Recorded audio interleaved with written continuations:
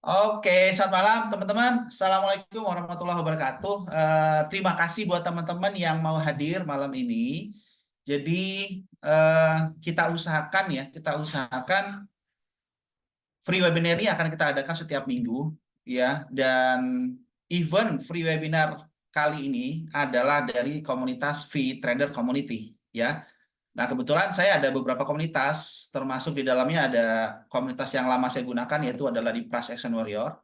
Kemudian ada di Trader Merah Putih, dan yang malam ini kita bahas, kita menggunakan event dari komunitas dari V-Trader. Ya, oke, topik kita malam ini, kita akan ngebahas tentang compression.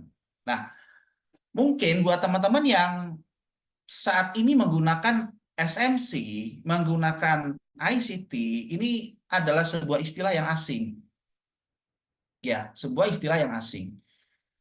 Ya, karena memang tidak ada dibahas hal itu di SMC. Ya. Nah, berbicara tentang liquidity, ini yang menarik. Liquidity itu dijelaskan detail banget, ya, detail banget di SMC, di ICT. Ya. Tetapi di SND, khususnya SND price action ya, saya akan pecah dua dua apa ya dua dua kiblat, karena memang sebenarnya SND ini sendiri ada SND klasik, ada SND price action ya. Nah, SND klasik berarti SND-nya Sam Seddon. Ya, kalau mungkin teman-teman pernah tahu unfill order, ada istilah macam-macam gitu ya. Nah, itu kiblatnya menggunakan SND klasik. Biasanya SND klasik akan lebih fokus kepada terbentuknya base di masa lalu. Gitu ya, terbentuknya base di masa lalu. Nah, eh, berbeda dengan SND price action di mana bukan hanya kejadian di masa lalu, tetapi kita menggunakan ya bagaimana kedatangan harga seperti apa, kemudian reaksi harganya seperti apa. Ya, jadi sebelum saya bahas compression lebih dalam, maka kita harus pecah dulu, harus pisah dulu nih. Apakah teman-teman adalah trader yang menggunakan SND klasik, alirannya Sam Seddon, alirannya Alfonso Moreno, set and forget-nya, beliau itu menggunakan set and forget. Dan sekitar sebulan yang lalu atau 2 bulan yang lalu, saya lupa, itu ada event di Trader Merah Putih, di mana saya juga ada kelas berbayar waktu itu membahas tentang menggunakan strategi set and forget, ya, yang notabene adalah strategi dari SND klasiknya Sam Seddon, dan itu sudah saya gunakan cukup lama, ya, dan itu beneran bisa melakukan set and forget. Dan biasanya menggunakan strateginya Sam Seddon set and forget ini akan sangat efektif banget dilakukan ketika eh, menggunakan pola dari RBR, rally based rally tentunya, atau pola dari drop based drop. Itu akan sangat efektif banget. Dari pengalaman saya menggunakan strategi dari set and forget Sam Seddon ini, winningnya lumayan bagus gitu. Oke banget. Tetapi problemnya karena itu adalah kebanyakan entry follow trend, kalau dia kena di high curve-nya, kena di high time frame-nya, itu bisa jadi masalah gitu. Biasanya justru apa ya, yang terjadi justru adalah eh, bisa fail gitu. Ya, bisa bisa bisa gagal. Oke, sebentar ini kayaknya saya cut dulu deh kayaknya nih, seperti udah kejauhan ya. Nggak kejemput kayaknya. Oke, siap. Kita langsung mulai. Nah, sekarang kita bahas tentang SND klasik.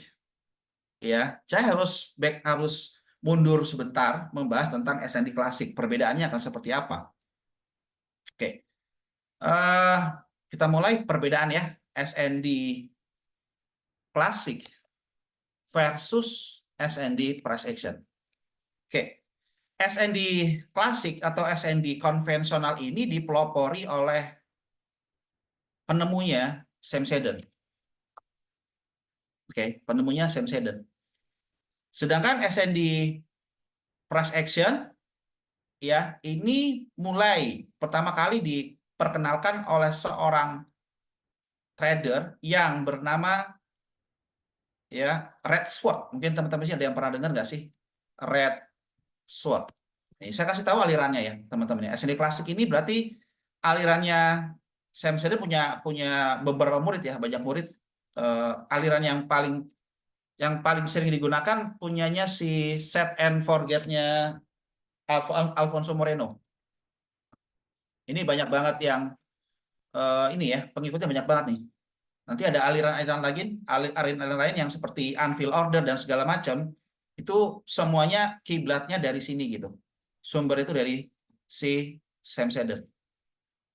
Oke, sampai akhirnya berkembanglah strategi dari S&D Classic ini, kemudian muncul S&D Price Action, di mana kenapa terjadi perkembangan menggunakan S&D Price Action, karena S&D Classic lebih menitik beratkan kepada past history yang terjadi di masa lalu. Past history yang terjadi di masa lalu. Ya, jadi kalau kita bicara strategi jadi S&D konvensional ya, sebentar ini saya keluarkan dulu Telegram saya ya biar nggak ganggu ya. Ganggu banget dari tadi. Oke, lanjut. Nah, problemnya nanti saya akan jelaskan kenapa kenapa akhirnya muncul S&D price action. Sebelum kita bahas tentang S&D price action, maka kita perlu ngebahas dulu bagaimana sebuah proses terjadinya supply demand itu sendiri. Oke, katakanlah market bergerak ranging, teman-teman. Semacam ini. Oke. Berarti dalam titik di mana harga bergerak dalam titik keseimbangan. Ya. Lalu tiba-tiba market bergerak rally. Katakanlah naik. Ya. Nah, pada saat market nge-break, ketika dia nge-break, berarti terjadi ketidakseimbangan di sini. Ya kan? Terjadi ketidakseimbangan sehingga akhirnya buyer lebih kuat dibandingkan seller. Gampangnya gitu ya. Buyer lebih kuat dibandingkan seller. Ya, jejak-jejaknya itu bisa kita lihat ketika market nge-break dari sebuah zone di sini. Oke. Ini yang kita sebut sebagai titik equilibrium. Ya kan? Titik equilibrium atau balance, seimbang. Oke. Nah, eh, terjadinya sebuah pergerakan dia rally, ini kan sebenarnya adalah rally gitu ya, rally, kemudian dia bergerak base gitu kan ya, rally, sideway, kemudian akhirnya rally, base atau sideway gampangnya, biar ini gampang dicerna ya teman-teman, saya nggak mau pakai bahasa yang ribet-ribet banget, saya mau yang simpel-simpel aja, kemudian ini bergerak rally, lalu bergerak sideway, base, lalu akhirnya bergerak rally kembali di sini, ya kan, lalu bergerak rally kembali. Pada saat bergerak naik di sinilah buyer lebih kuat dibandingkan seller. Banyak orang yang menyebutnya dengan istilah macam-macam ketika terjadi imbalance, ketika terjadi kekuatan semacam ini. Ada yang nyebutnya sebagai momentum. Ini saya pakai dari dulu. Ada yang nyebutnya sebagai impulsif, ya impuls, gerakan impuls gitu ya, momentum atau impuls. Versinya versinya SMC ya kan disebut sebagai imbalance. Nggak asing ya dengan istilah imbalance.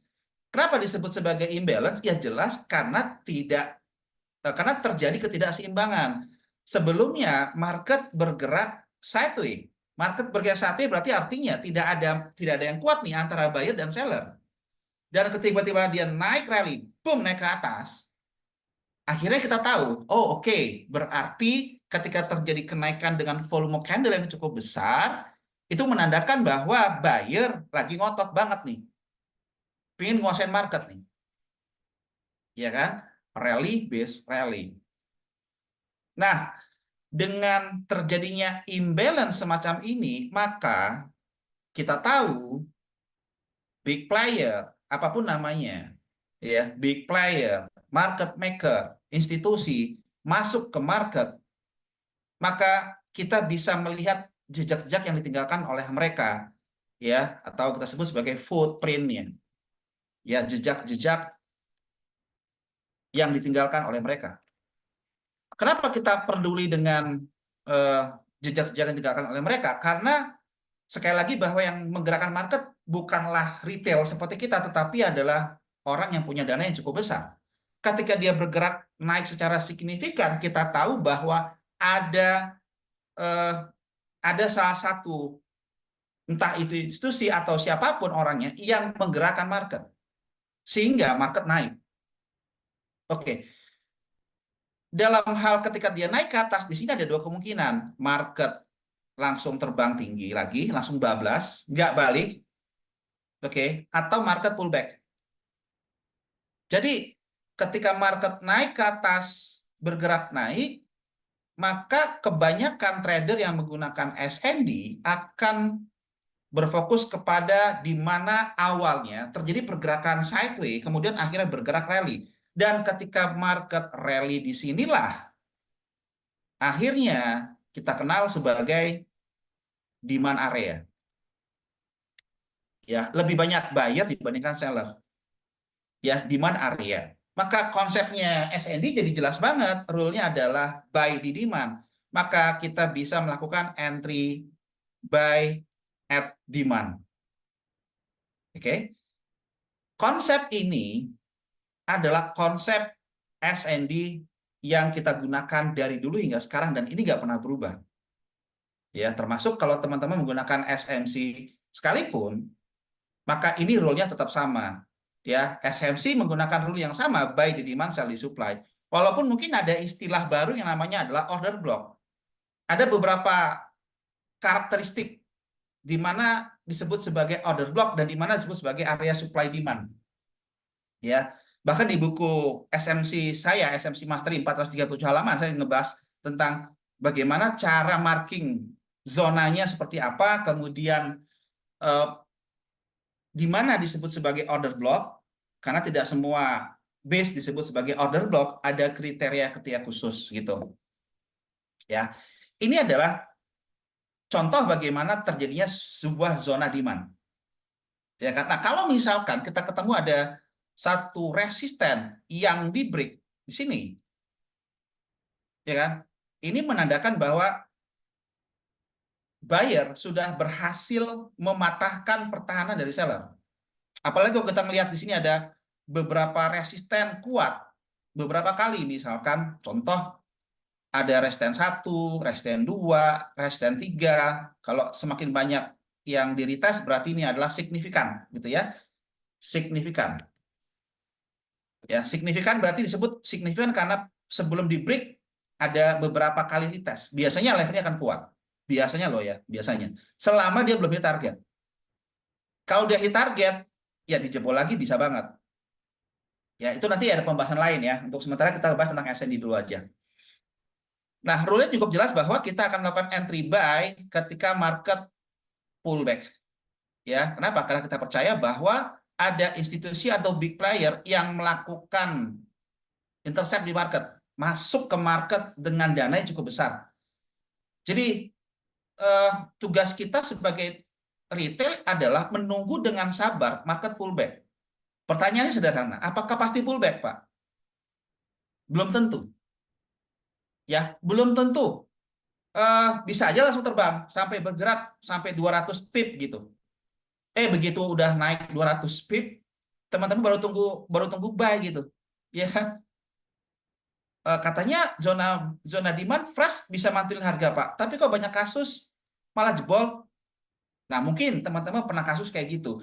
Giliran ditungguin pullback nggak nyampe, langsung terbang. Giliran dia pullback, Anda buy, karena SL. Teman-teman sini ada pernah ngalamin kayak gitu nggak sih? Bisa ketik di komen, teman-teman ada pernah ngalamin nggak kayak gitu? Ada? Ayo kita diskusi. Ada yang pernah ngalamin, teman-teman? Ada. Sering ya? Sering ya? Oke, oke, oke, oke. Ya, inilah realita yang kita harus harus terima bahwa tidak semua zona meskipun fresh direspon oleh market. Oke. Nah, kembali kepada yang saya bahas di sini, terbentuknya zona demand ini bisa terbentuk di semua time frame. Mau digunakan di daily, di H4, H1 sampai ke time frame M1. Problemnya adalah tidak semua zona bisa menahan harga. Setuju? Teman-teman bisa ketik di komen. Setuju pendapat saya itu? Tidak semua zona bisa menahan harga. Lebih sering ditembus dibandingkan enggak. Silahkan Anda kita saja.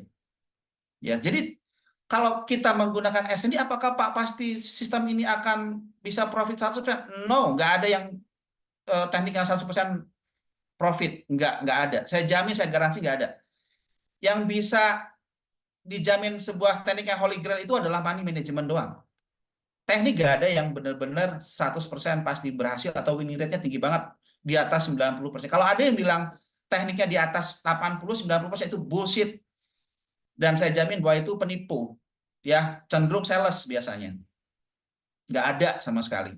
Ya, jadi sekali lagi yang bisa menyelamatkan kita adalah money management dan punya psikologi yang baik. Kenapa harus pakai money management yang baik? Karena ini berkaitan dengan emosi kita ketika kita trading. Ya, itu akan benar-benar mengocok-ngocok psikologi kita sendiri gitu. Makanya perlu menerapkan MM dengan baik. Jadi sistem apapun sekali lagi perlu di backingi dengan MM dan psikologi yang baik. Oke, kembali kepada pembahasan di sini bahwa ini terjadi bukan hanya di time frame kecil tapi juga pada time frame yang lebih besar. Oke. Nah, demand ini kapan disebut sebagai demand? Apakah 1 jam yang lalu, 2 jam yang lalu, 1 minggu yang lalu, 1 bulan yang lalu, nggak ada patokan.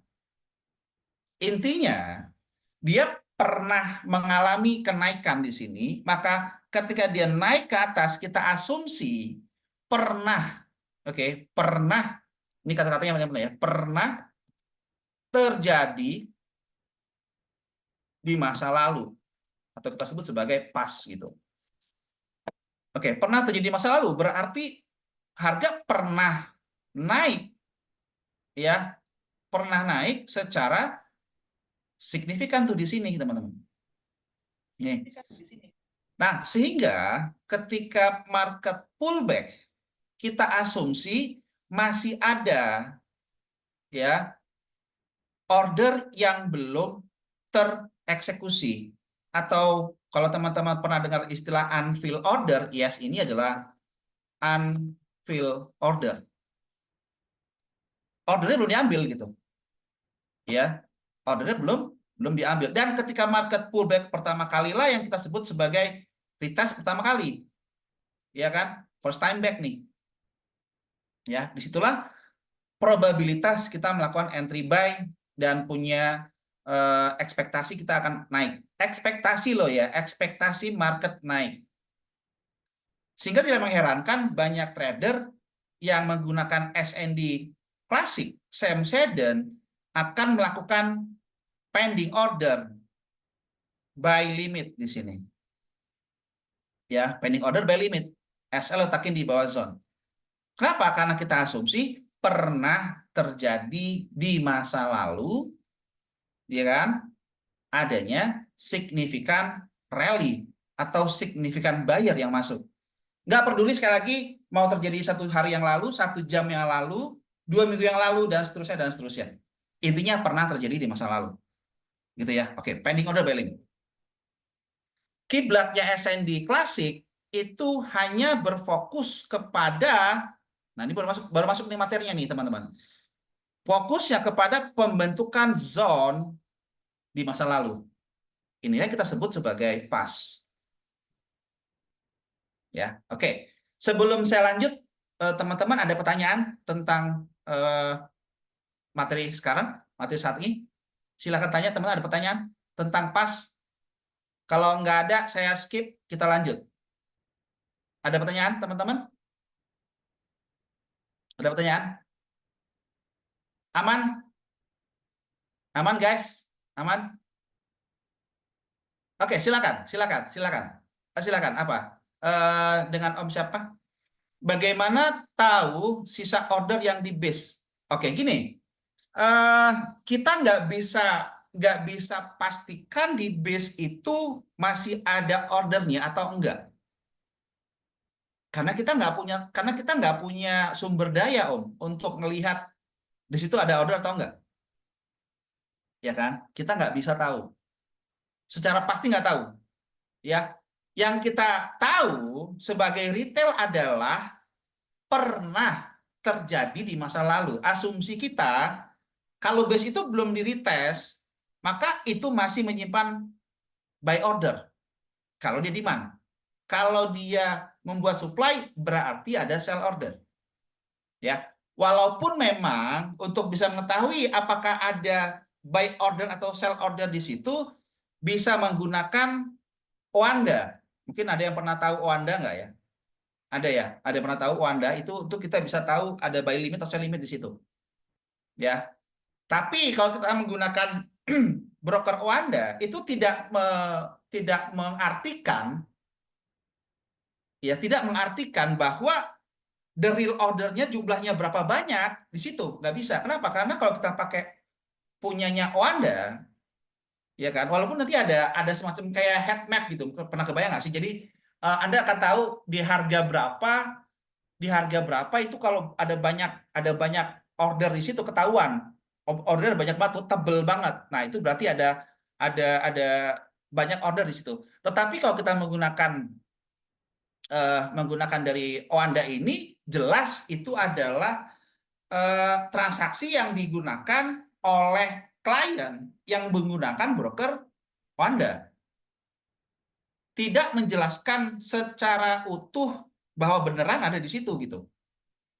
Ya. Jadi kalau kita ngebahas itu panjang banget itu. Itu ada sempat saya bahas ya di buku ini, sebenarnya ada nih kalau misalkan, oke sebentar ya, saya ada bahas tentang order flow juga nih. Sebentar, saya akan bahas dulu di sini. Karena ngebahas itu, jadi sekalian saya ngebahas tentang di situ. Nanti kita bahas, eh, saya kasih dulu ya penjelasan ini dulu biar teman-teman bisa tahu konsepnya ya, teman-teman ya. Oke, sebentar. Saya juga lupa di halaman berapa ya. Sebentar teman-teman ya, sebentar ya. Oke, ini order flow. Oke, ini order flow. Nah, sini ya. Oke. Ini ada di halaman, teman-teman mungkin bisa baca di halaman berapa nih? Di halaman 240 ya. Oke, kita kembali dulu ke sini ya teman-teman ya. Nanti baru saya bahas. Nanti baru saya bahas itu, biar saya nggak coret-coret lagi. Oke, lanjut teman-teman. Nah, kalau kita menggunakan versinya eh, versinya SND klasik, maka akan lebih fokus kepada kejadian yang ada di sini. Nah, sekarang jadi masalah adalah begini. Pertanyaannya adalah pada saat market, kita udah masuk ke SND price action nih. Oke, pada saat market naik di sini, nih, pertanyaan sederhana, bagaimana Anda bisa tahu, ya, bisa tahu bagaimana kedatangan harga, gitu loh. Kebayang nggak? Ini saya kasih titik-titik ini ya. Apakah kita bisa tahu kedatangan harga ini ke sini akan seperti apa? Ada yang bisa kasih tahu idenya? Apakah teman-teman tahu bagaimana proses kedatangan harga menuju ke sini? Proses kedatangan harga. Ada yang tahu? Apakah ada yang bisa mengetahui secara jelas kedatangan harga akan seperti apa saat Anda melakukan pending order by limit di sini? Bisa ketik di komen, teman-teman. Ada yang bisa tahu nggak sih bagaimana proses datangnya ke harga ke situ? How? Bagaimana kita tahu? Nggak ada yang tahu kan ya? Setuju? Tidak ada yang tahu bagaimana kedatangan harga menuju ke area demand ini. Ya kan? Kan kan seperti itu gitu. Kita nggak tahu bagaimana proses kedatangan harga. Pertanyaannya, kalau misalkan tiba-tiba nih kita udah pasang pending order by limit, ya kan? Tiba-tiba ada candle yang gede banget, tiba-tiba datang kayak gini nih, tek, langsung kenceng gitu. Nah, kayak gini. Kira-kira kalau ada candle yang besar, candle momentum semacam ini, katakanlah kita gunakan acuan misalkan ya TFM1, TFH1 maksud saya. Kira-kira apa maknanya di sini, teman-teman? Maknanya apa? Ketika dia datang dengan momentum yang semacam ini, mencerminkan bahwa ada salah satu pihak yang mulai masuk di market. Yang awalnya ketika dia pergerakan di masa lalunya ini terjadi signifikan rally yang ditandai dengan adanya candle besar. Contoh kayak gini nih. Nah, kita kan tahu ya, kalau kita lihat momentum yang sebesar ini, oh iya, kita tahu di masa lalunya ada terjadi imbalance nih, buyer menguasai di market nih. Gitu kan ya. Oke, tiba-tiba gini nih, langsung tiba-tiba ini ada shadow gitu, ya kan? Lalu nah kayak gini nih. Ya, ini kejadian sering banget kejadian di gold nih kayak gitu. Naik ke atas, ada pasang pending order value, boom, tiba-tiba kayak gini. Ya walaupun memang ada kalanya ada aja kondisi di mana market walaupun ada momentum semacam ini, market bergerak rally lagi. Ya kan? Mungkin, yes mungkin. Mungkin. Ya kan? Mungkin aja kayak gitu. Lalu dia kena kena di atas ini, kena di area flip, baru longsor. Mungkin, mungkin.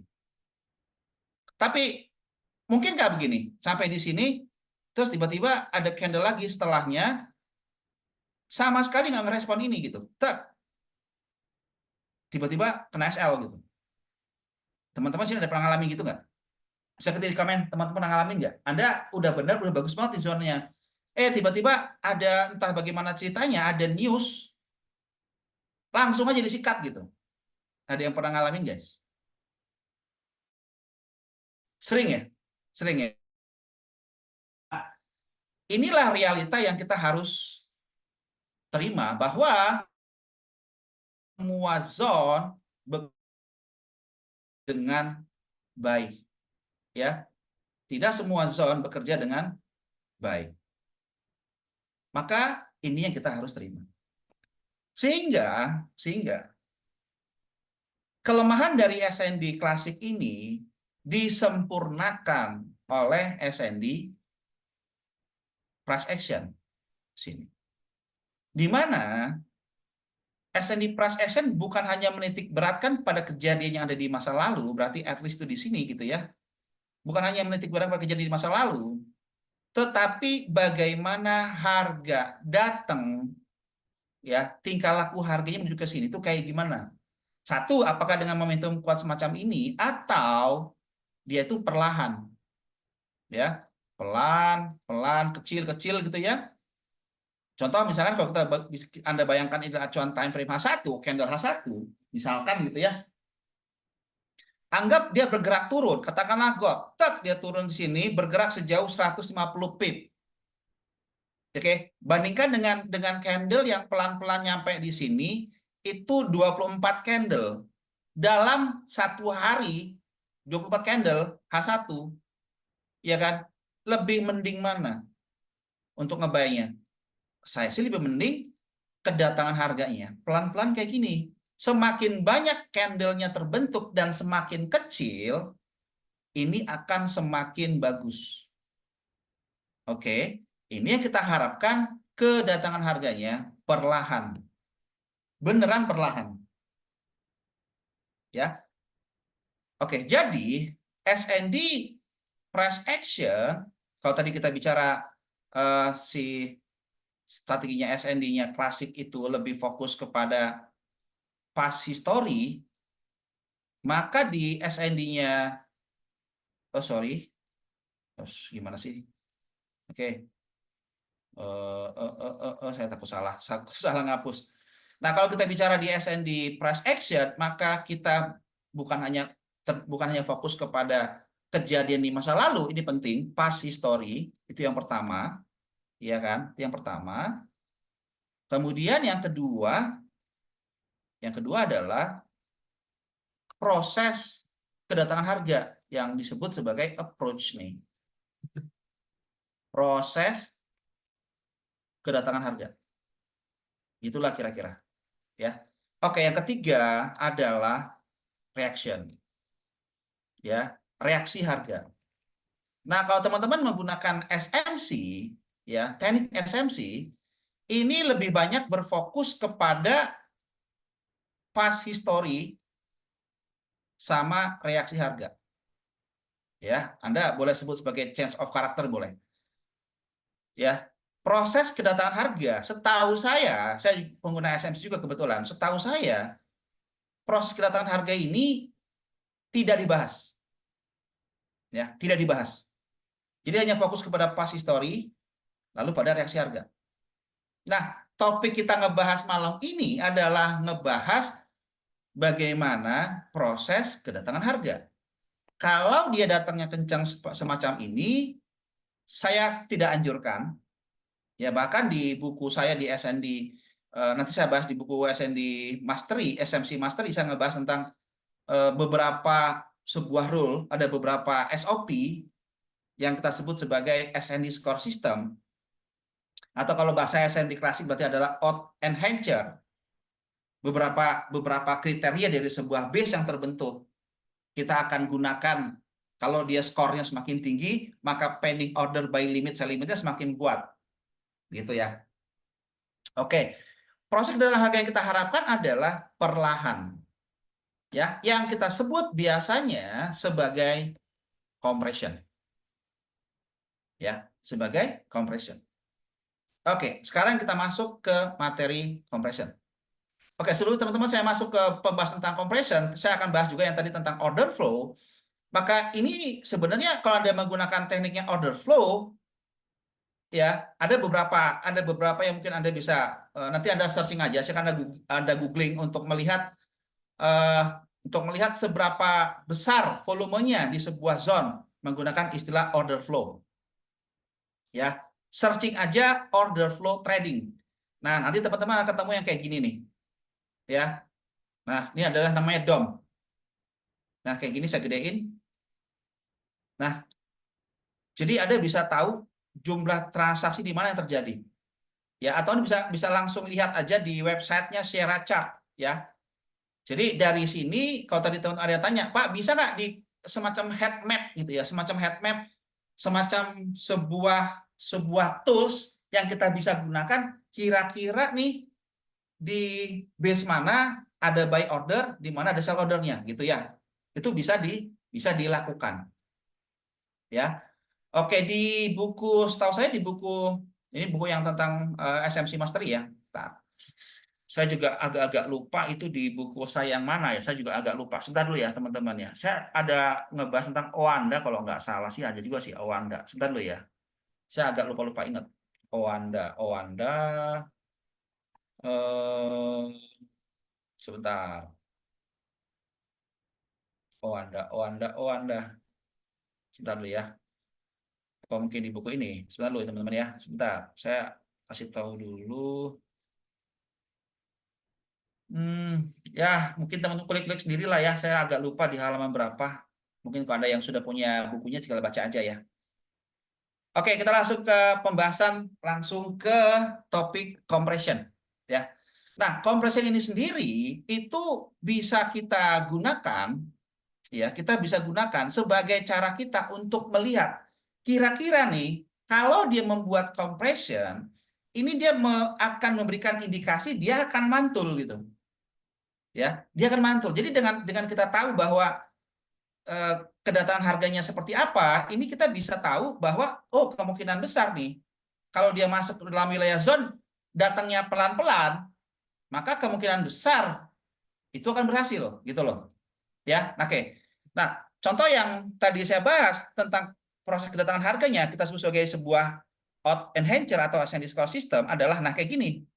Nih, teman-teman. Kalau kedatangan harganya itu pelan, ya berarti kalau kita lihat sebelah sini, semakin ke kiri berarti dua ya. Kalau dia naiknya pelan-pelan kayak gini nih, area zone-nya kayak gini, berarti ini kuat zone-nya. Oke, nah berarti kalau kayak gitu, kita hanya menggunakan base yang terbentuk itu kalau di zona masa lalu bagus banget. Oke, ada beberapa kriteria. Base yang bagus di masa lalu biasanya nggak lebih dari 3. 2 atau 3 itu bagus banget. Kalau lebih dua dari 3 atau misalkan 6 atau 7 base gerakan sideways 7 atau 8 base gerakan candlenya itu maka zonanya akan semakin dia bagus. Semakin mudah ditembus. Nah, kemudian kedatangan harganya pelan-pelan. Nah, ini juga bagus. Yang nggak bagusnya kayak gimana? Yang nggak bagus itu tiba-tiba naiknya kenceng banget, guys. Tek, naik kenceng. Bayangkan ini 24 candle, di sini cuma 2 candle doang. Nah, ini yang saya maksud kedatangan harga pelan atau momentum. Kalau dia datangnya pelan, maka ini akan sangat bagus banget. Oke, kalau teman-teman punya setup kayak gini, membanding cuma pakai pas zona kriteria zona di masa lalu bagus, kemudian kedatangan harganya juga pelan, berarti kita menggunakan dua pendekatan nih. Oke, base di masa lalu bagus, kedatangan harganya pelan-pelan. Oke, itu udah bagus. Apakah boleh pending order sell limit? Boleh. Kalau sebaiknya saat follow the trend itu masih bisa dilakukan. Tetapi kalau ini dilakukan saat counter trend, nggak mustahil. Meskipun teman-teman udah pakai base yang bagus, kedatangan harga udah pelan, tiba-tiba set naik ke atas. Jebol, jebol. Inilah yang saya bilang tadi bahwa kalau teman-teman menggunakan compression doang, tanpa paham tentang cara identifikasi tren dengan benar, mau terserah mau pakai apapun ya, mau pakai market structure boleh, atau mau menggunakan moving average juga boleh, nggak ada masalah. Lebih bagus kalau paham market structure, paham dari market structure. Karena kalau cuma pakai MA doang, kadang-kadang market structure-nya nggak pecah, nggak break gitu ya, itu juga repot. Ya, nah jadi bisa pakai duit. Kalau mau bagus banget, berarti pakai base yang terjadi di masa lalu, pertimbangkan, kemudian kedatangan harga pertimbangkan, yang ketiga reaksi harga. Nah, kalau ketiga-tiganya ini udah digunakan, ini kan bagus banget. Minusnya apa? Minusnya apa? Minusnya kadang-kadang meskipun udah ada reaksi harga, kita udah nungguin sabar banget nih, nunggu reaksi harga, sabar banget nungguin reaksi harga, tiba-tiba dia langsung longsor, nggak kejemput. Contoh, kayak contoh ini, contoh gold ya. Ini tadi contoh gold, saya masuk di gold, saya mau masuk gold nggak kejadian, karena ternyata marketnya nggak retrace guys. Ya, ternyata marketnya nggak retrace. Oke, contoh, ini ya. Nah, ini dia nih contoh nih, ya kan? Nah, teman-teman bisa lihat di sini bagaimana kita langsung lihat ya. Ini ada contoh yang bagus banget bagaimana terjadinya eh, sebuah base yang terbentuk. Ya, ini terjadi imbalance yang signifikan banget nih. Rally, base, drop. Drop ini kan signifikan banget nih. Jadi rally, base, drop. Ya kan? Oke, pertanyaannya, eh, kenapa saya nggak sell di sini? Mungkin ada yang bertanya, Pak, kenapa Bapak nggak nge-sell di sini? Karena saya tahu kalau saya nge-sell, saya counter trend. Ya kan? Ini marketnya di gold masih bullish banget. Ya, tapi walaupun pada akhirnya longsor gitu kan. Nah, berarti saya tipikal trader yang konservatif. Saya nunggu base udah bagus, saya nggak masuk, saya tungguin dengan sabar, ya kan? Nah, teman saya lihat pada saat market di sini naik pelan, pelan, pelan, pelan, pelan, di sini compression. Compression itu berarti adalah pada saat dia menuju ke area supply ini, market retest guys. Tek, disinilah compression. Naik ke atas, retest. Compression. Dan ini dia sudutnya cenderung landai. Jadi kalau misalkan Anda bayangkan momentum buyer ya, tek naik ke atas itu ini berarti adalah momentum buyer. Ini berarti tandanya adalah imbalance. Kalau dia di bawah 45 derajat, katakanlah begini nih. Nah, ini bagus nih. Jadi sudutnya landai banget, maka ini kan bagus. Yang biasanya kompresi itu tandai dengan gini, dia naik ke atas pelan, naik ke atas pelan gitu kan ya. Nah, ini oke disebut sebagai compression. Kalau di SMC ini disebut sebagai trendline liquidity. Ya. Jadi ini adalah trendline liquidity. Jadi dia membuat sebuah trendline gitu ya. ya, sehingga tiba-tiba naik ke atas, tek, dia langsung longsor, gitu ya. Jadi eh, agak sedikit beda ya, agak sedikit beda kalau kalau di SMC dengan SND. Beda gimana? Beda gini. Kalau kita bicara eh, apa ya? Kalau kita bicara SMC, ini kalau kita bicara SMC, ini bicara SMC. Anggap saya ada order block nih. Tek, sini order block. Gitu kan ya. Tek, naik ke atas. Oke, gini. Oke, kemudian di sini pada saat di sini nih dia membuat sebuah trendline gitu ya. Oke, gini. Oke, membuat trendline gitu. Dia naik ke atas gitu. Nah, turun sampai sini, naik ke atas. Berarti terjadinya sebuah trendline itu di sini nih. Jadi Anda bayangkan ini adalah impulsifnya ya. Ini impulsif. Oh sorry, saya undo dulu sebentar. Saya undo. Oke, ini adalah impuls. Oke, ini adalah impulsifnya.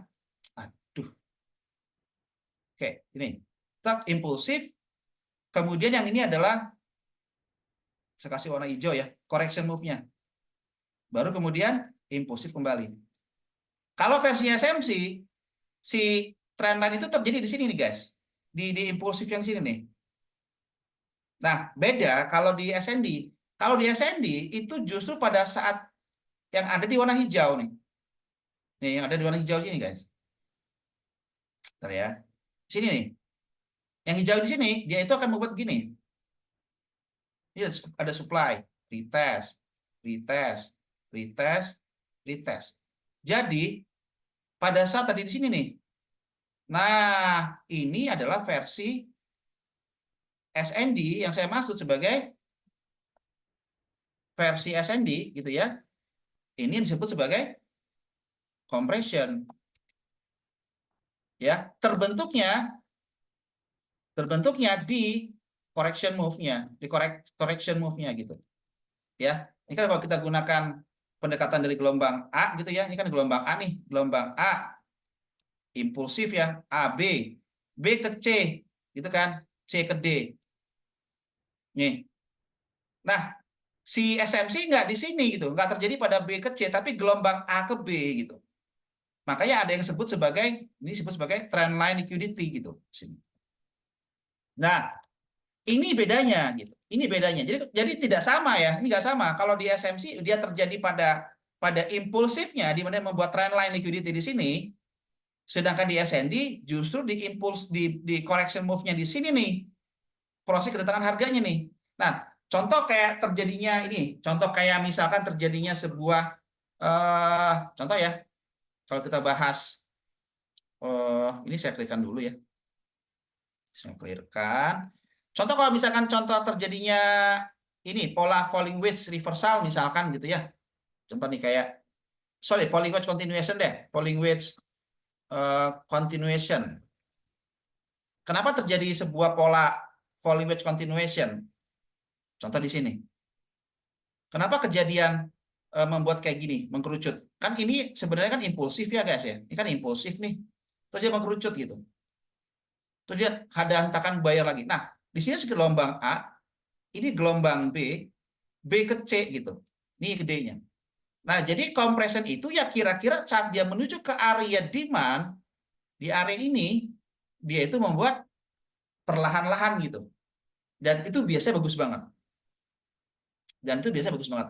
Nah, kebanyakan yang menggunakan kalau ada menggunakan pola dari chart pattern, maka biasanya nggak akan melakukan posisi, mereka nggak akan buy di sini nih. Ini kan kebetulan adalah area area demand nih, misalkan gitu. Nggak akan nge-buy di sini nih. Tapi kalau ada yang menggunakan SND, mungkin akan sikat buy di sini nih. Karena kita tahu di sini sebenarnya adalah tempat penempatan stop loss di bawah itu. Karena ada base gitu. Nah, tapi kalau yang menggunakan aliran tekniknya chart pattern, dia akan tunggu terjadi breakout terhadap high di sini, baru sikat buy. Problemnya, kadang-kadang market akan turun lagi, ngejilat SL di sini, baru naik ke atas. Saya lebih prefer atau lebih menyarankan sikat buy langsung di sini karena dia origin base-nya nih dibandingkan nge-buy di sini. Bisa kadang-kadang dia ngejilat SL duluan, ya kan? Ini yang disebut sebagai liquidity di versi SMC baru naik. Itu sering banget kejadian kayak gitu gitu. Ya, itu sering banget. Oke, kita ambil contoh yang tadi di gold. Wah, ini contoh di gold nih. Naiknya pelan, pelan, pelan. Nah, contoh di sini. Kan awalnya pelan nih, teman-teman. Ini pelan, pelan, pelan. Tiba-tiba ada hentakan begini nih. Nah, ini yang disebut sebagai compression. Ini naik ke atas, dia naik ke atas itu tipuan. Ini liquidity. Sehingga ada yang bilang sebut sebagai CPLQ. Jadi pada saat dia di ending wave-nya itu, di ending wave-nya, saat dia dekat-dekat ke area ini nih, dekat-dekat area supply, dia ini tiba-tiba naik ke atas nih. Nah, ini bisa jadi apa ya, semacam bikin retail trader takut nih untuk masuk. Kenapa? Ada tiba-tiba untuk bayar semacam ini gitu. Kenceng banget. Iya kan? Kenceng banget di situ. Nah, jadi saya sarankan sebenarnya kalau Anda mau ngambil model CP, usahakan follow the trend. Ini contoh CP counter trend. Ya, oke. Contoh ini kebetulan berhasil. Ya guys ya, kebetulan berhasil. Nah, sekarang kita bahas kalau gagal kayak gimana gitu loh. Ya. Eh gimana gimana? Kondisi itu selalu begitu ya, SND SMC. Iya, iya, iya, iya. SND itu kebanyakan menggunakan istilah compression. Tapi kalau di SMC disebutnya trendline liquidity. Walaupun sekali lagi beda ya maknanya. Oke, teman-teman, kita ambil contoh di sini, guys. Kita contoh di sini ya. Kita bisa lihat contoh di sini. Ini compression, teman-teman. Ini compression. Ya kan? Ini compression. Lihat aja bagaimana candle-nya pelan, pelan, pelan, pelan ya. Pelan, pelan, pelan. Berarti kan kalau ini pelan, ya kan? Anda boleh dong sell di sini. Kan gitu ya logikanya ya. Karena ada base. Imbalance-nya bagus, datangnya pelan-pelan, ya kan? Oke, teman-teman, sikat sell di situ misalnya. Anda TP di sini. Kira-kira ini gimana hasilnya? Kalau Anda full margin, kira-kira MC nggak? Ada yang ketik di komen. Bisa ketik komen teman-teman. Kira-kira kalau ngalamin kayak gitu bisa MC nggak? Anda full margin gitu. Teman-teman tahu nih konsep compression kalau dia kena datangnya pelan-pelan full margin. Terus tiba-tiba teman-teman kata si Anu kalau compression siapin akun kamikaze, akun modal 100 jadi 1000%. Anggaplah jadi berapa itu? Jadi 1000 misalkan. Ya kan? Habis nih, guys. Ya. Jadi tidak semua compression ini bisa bekerja dengan baik. Kenapa ini terjadi kegagalan? Nah, ini juga saya perlu kasih tahu. Kenapa ini terjadi sebuah compression yang gagal? Sederhana, karena ketika Anda melakukan posisi sell di sini, sedang melakukan sell di sini, itu market sebenarnya sudah hit target ya terhadap pergerakan dari impulsifnya. Impulsif, correction, impulsif, sini. Ya kan? Ketika kita melakukan sell di sini, harga sudah kena benteng pertahanan dari buyer, di mana CP ini akan bisa menjadi malapetaka. Ya, makanya saya menganjurkan buat teman-teman mungkin yang baru belajar menggunakan compression, coba gabungkan dengan pendekatan menggunakan market structure lah boleh atau menggunakan top down analisis juga boleh. Kalau dirasa sulit menggunakan belajar tentang top down, coba pakai market structure nggak ada masalah. Dan itu sangat-sangat ngebantu banget untuk ngefilter zona mana yang bagus, zona mana yang enggak. Ya kan? Dan dilihat ini bagaimana kompresinya benar-benar terjadi dan itu gagal. Nah, kegagalan CP yang model begini, apakah lantas kita nggak bisa pakai? Bisa. Ketika market, katakanlah sebuah supply ini, katakanlah gagal nahan harga, tiba-tiba ditembus nih, tek, naik ke atas, menciptakan base baru kan ya. ya kan? Nah, ini bisnis baru nih. Begitu dia naik ke atas, di sini kita bisa ambil peluang untuk melakukan posisi posisi buy. Ekspektasi harga naik. Anda bisa gunakan sebagai area target. Ya, di sini lupakan yang ini karena ini adalah retest yang kedua. Saya menganjurkan Anda melakukan posisi buy di sini. Ada nggak bentuk-bentuk hit target? eh Hit target. Target itu bisa macam-macam, bisa supply demand, bisa support resisten, Om. Ya. Contoh di sini, ini sudah hit target, dia kena area target maksimum, kebetulan dia dikena di area supply, oke, kita gunakan sebagai area target.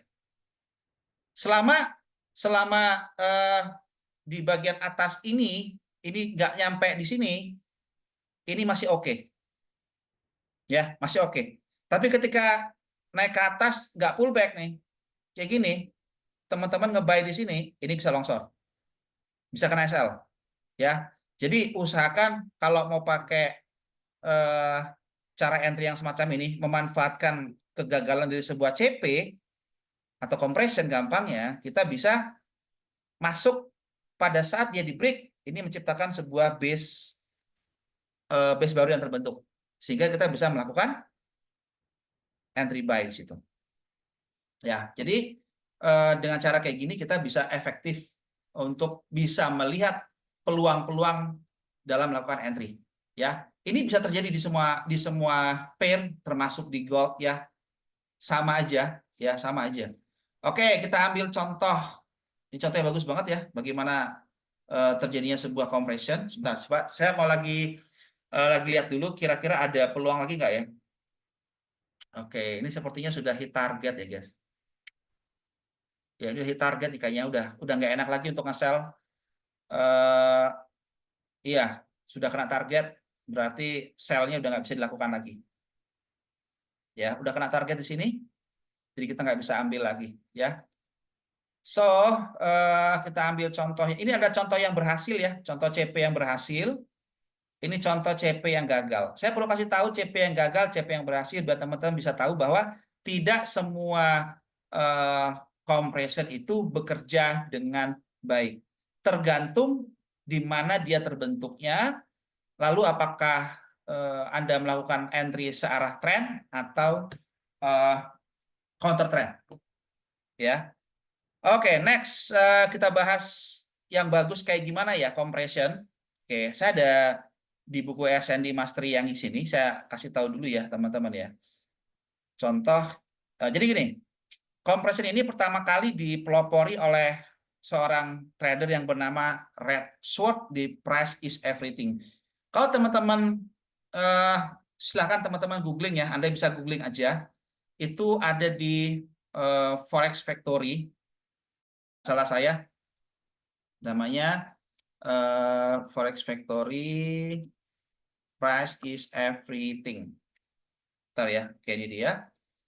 Price is Everything-nya Red Sword. Ya, ini dia. Jadi tahun 2011 2012 saya banyak belajar dari sini. Ya, kalau Anda benar-benar pengen banget belajar dalemannya SND Price Action, Anda bisa kunjungi website ini. Ya, buat kalian yang benar-benar pengen belajar banget SND Price Action, Anda bisa belajar di situ. Ya, ini adalah cikal bakal SND Price Action. Pernah dengar websitenya Read the Market? Anda tahu Read the Market, teman-teman? Read the Market ini sebenarnya yang menyempurnakan sih sebenarnya. Saya sendiri memang udah lama menggunakan stylenya Read the Market sampai sekarang ya. Oke. Jadi Read the Market ini sebenarnya dia itu yang menyempurnakan. Tapi cikal bakalnya itu dari Price is Everything. Pernah dengar Quasimodo? Itu semua dari sini. Compression dari sini. Ya, RTM itu dia itu menyatukan puzzle-puzzle tadi sehingga menjadi mudah. Ya, ya QM. Jadi kalau teman-teman tahu COTS, COTS-nya COTS-nya SMC, ya kan? Terus MSS Market Structure Shift-nya ini Market Structure Shift-nya ICT sama Quasimodo sama nggak? Sama. Ya, sama. Bedanya kalau di eh, market shutter shift-nya ICT, dia nungguin di high high atau low-nya, dia akan terjadi liquidity dulu, baru terjadi konfirmasi harga. Di situ dia masuk menggunakan time frame M1 sampai M15. Kalau equilibrium itu apakah sama dengan QM? Enggak sih, enggak. Equilibrium itu pembentukannya bergerak sideways. Jadi dia dalam keadaan seimbang. Kenapa disebut sebagai equilibrium ya? Karena titik keseimbangan. Ya, kalau bahasanya di eh, Kanggun, saya kebetulan juga alumni Kanggun, pakai BBMA-nya dia tahun 2000 berapa ya? Tahun 2010, 2011 kalau tidak salah saya. Dia menggunakan istilah area kesepakatan. Ya, area keseimbangan tuh, area kesepakatan. Jadi nggak ada buyer seller yang kuat. Pokoknya seimbang aja di situ. Ya. Nah, kalau teman-teman mau belajar dalamannya sini Praxis, yang Anda belajar dari Red Sword ini. Ada 1572 halaman, dan kalau Anda menguasai, ini surganya sih kalau mau belajar SND di sini. Ya, saya udah lama nggak pakai, udah lama nggak pelajari ini. Oh, ternyata ada loh ya, sampai masih berlanjut loh, sampai 24 Agustus sampai sekarang tuh. Ya, berarti memang sangat luar biasa banget. Tapi dengar kabar terakhir, si Red Sword ini meninggal. Saya nggak tahu kenapa ya, meninggal tahun 2022 atau 2023, saya lupa. Ya, tahun 2022 atau 2023. Dan kabarnya lagi, Sam Shedden punya sebuah kursus FX Street, kalau nggak salah saya, FX Street-nya Sam Shedden, ya, itu juga dengar-dengar ya, itu juga bubar, ya, dengar-dengar juga bubar. Ini FX Street Sam Shedden. Sekarang dia udah nggak di situ lagi kayaknya. Dia di YouTube kalau nggak salah, ini namanya namanya si Sam Shedden, penemunya SND. Di YouTube itu dia namanya Pinnacle. Pernah dengar nggak sih? Pinnacle. Jadi kalau teman-teman mau cari tekniknya SND-nya Sam Shedden, itu namanya Pinnacle. Dia mendirikan namanya Pinnacle Institute. Nah, ini dia.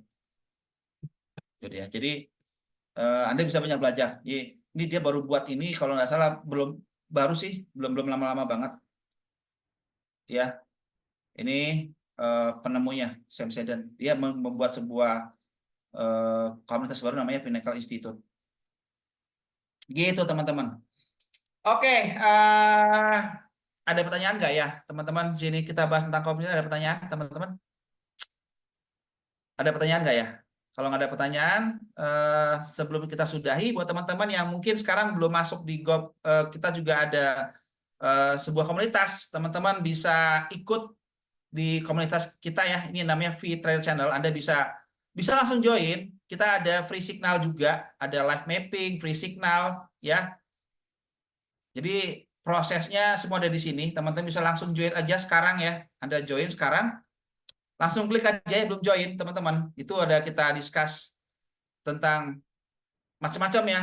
Ada free edukasi kayak gini kita sering adakan. Lalu ada live trade bareng. Kalau ada setup bagus kita akan masuk bareng-bareng.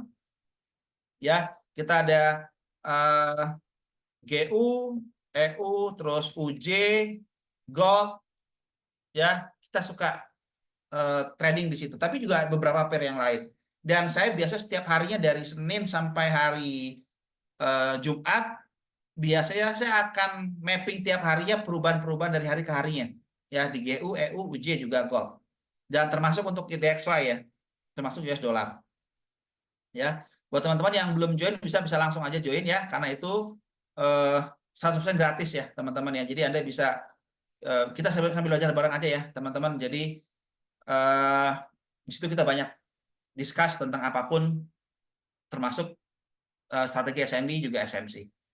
Apakah ada rekamannya? Nggak tahu, lihat besok aja ya. Semoga semoga besok ada rekamannya ya. Nanti saya akan sampaikan rekamannya nanti di grup V Trader Channel ya. Anda bisa cek di sini ya, ada di V Trader Community. Guys, ada pertanyaan sebelum sesi kita tutup? Ada pertanyaankah tentang pembahasan tentang compression? Nah, kalau teman-teman yang mau belajar ya, mau belajar khusus tentang compression atau apapun ya nanti bisa hubungi saya langsung ya. Dan untuk semangat teman-teman bisa ikuti kami di V-Trader Community. Kita juga ada komunitas di sini. Ya, saya ada komunitas di Price Action Warrior, ada komunitas di Trader Merah Putih dan juga ada komunitas di V-Trader Channel. Ya. Oke, kalau tidak ada pertanyaan, ada pertanyaan sebelum kita tutup, teman-teman? Ada pertanyaan kah? Oke, kalau ada pertanyaan, saya pikir cukup sekian, teman-teman. Terima kasih buat teman-teman yang sudah hadir dan see you guys. Sampai ketemu nanti di sesi mendatang minggu depan ya. Minggu depan kita akan bahas lagi dengan topik yang lain, yang topik yang lumayan seru. Ya, thank you semua teman-teman. Assalamualaikum warahmatullahi wabarakatuh. Thank you semua ya. Thank you, thank you, thank you. Bye.